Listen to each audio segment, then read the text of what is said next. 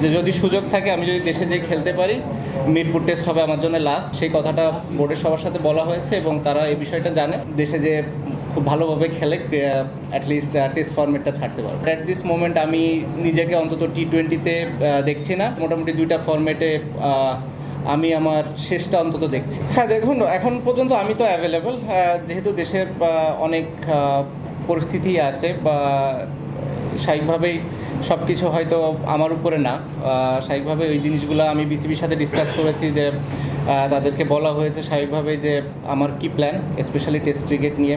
এই টেস্ট এবং home series আমি মানে যেটা ফিল করেছিলাম যে আমার লাস্ট সিরিজ হবে টেস্ট ক্রিকেটে স্পেশালি। সো ওইটা নিয়ে আমার চিন্তা ছিল এবং এভাবেই ফারুক ভাইয়ের সাথে এবং বোর্ডের সিলেক্টরদের সাথেও কথা বলা হয়েছে যে যদি সুযোগ থাকে আমি যদি দেশে যেয়ে খেলতে পারি, মিরপুর টেস্ট হবে আমার জন্য লাস্ট, স্পেশালি টেস্ট ক্রিকেটে। এবং সেই কথাটা বোর্ডের সবার সাথে বলা হয়েছে এবং তারা এই বিষয়টা